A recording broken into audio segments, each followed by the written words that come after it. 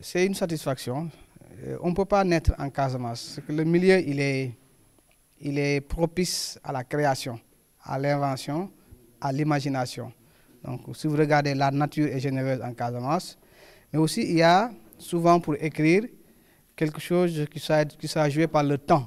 Or, le temps en Casamance a été perturbé par ce qu'on a appelé la crise casamançaise. Donc, si vous avez une nature généreuse, vous avez des plages, vous avez des forêts, vous avez de belles régions, vous avez des marigots, et qu'il y a eu une virgule dans l'écoulement naturel du temps, et cette virgule-là n'est autre que la crise casamançaise, c'est propice à l'écriture.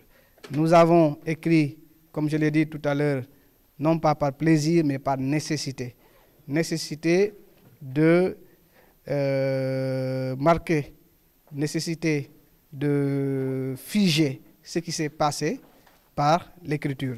Maintenant, un enfant casamancé, il est forcément touché par certaines choses. D'abord, la position de la femme. La position de la femme en milieu diola, elle est extraordinaire. Il n'y a pas l'enfant d'une femme, c'est l'enfant des femmes. Et cela, vous avez des centaines et des centaines de femmes qui vous éduquent, qui vous nourrissent, qui vous allaitent de leur amour, hein, qui prennent soin de vous.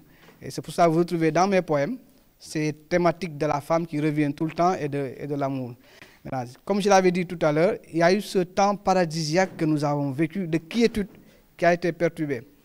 Et cette perturbation-là a malheureusement des noms. C'est Gibanar, Gibelor, Gifangor, Djaboudjor, Nyassia, Gundoumé, Kagit, Mandina Mankagne. C'est des noms qui sont dans les têtes des Sénégalais. Non pas parce que ça leur rappelle de beaux souvenirs, mais parce que c'est des traumatismes. Donc, un écrivain casamancé qui produit une œuvre et qui passe à côté de ces choses-là, c'est qu'il a raté son œuvre. Donc il va falloir, pour nous, la jeunesse, de retranscrire ce que nous avons vécu d'émotion en écrit et laisser ça à la postérité. Maintenant, je suis fier de ce que j'ai vu, de la manière dont le livre est accueilli par mes parents d'abord de Karchak, mais aussi par les Casamancés et les Sénégalais. Donc il n'y a rien d'extraordinaire. La littérature, on ne doit pas exclure les autres parce que c'est une musique et la musique appartient à tout le monde. Donc nous avons essayé, par un style assez simple, d'inclure tout le monde, d'associer tout le monde, de fédérer les énergies, de créer des synergies et d'en arriver à cette production. Maintenant, les projets, ils sont très nombreux. Seulement dans ce domaine-là, vous ne pouvez pas avoir de projet si vous n'êtes pas accompagné par un éditeur. Dieu merci, les éditions Karmala sont là, debout, pour nous accompagner. Et les décisions que les éditions ont prises tout à l'heure ici, d'aider même les jeunes écrivains qui sont des élèves, nous renforcent dans ce sens-là. Donc ce qu'on va faire, c'est de continuer le projet d'écriture, parce que nous avons un projet d'écriture au fil des années. Ce projet-là, nous allons le tenir, tout seul ou ensemble avec les autres écrivains, on va y aller. Je dis qu'il n'est pas normal qu'un enfant du Sénégal, un enfant de la Casamance qui ait vécu ce qu'on a vécu, puisse rester les bras croisés, sans écrire. Soit il est historien et il fait de l'histoire, soit il est géographe, il étudie ce genre de choses-là, soit il est sociologue, il étudie la société, soit il est littéraire et il crée quelque chose de littérature. Nous avons commencé par l'île de la Marmite. Si Dieu le vient, on va terminer par autre chose. C'est 32 poèmes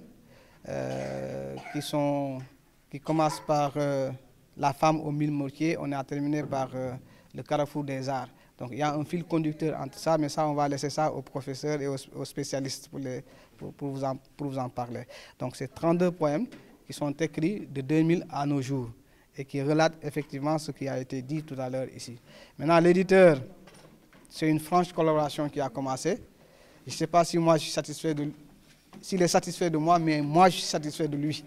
Parce qu'il a tenu parole et il a voulu effectivement à ce que cette cérémonie-là ait lieu de cette manière-là, de sorte que l'enfant ne va pas sortir de son milieu naturel. Donc nous avons une création d'un enfant de Karchak qui est revenu le présenter à Karchak.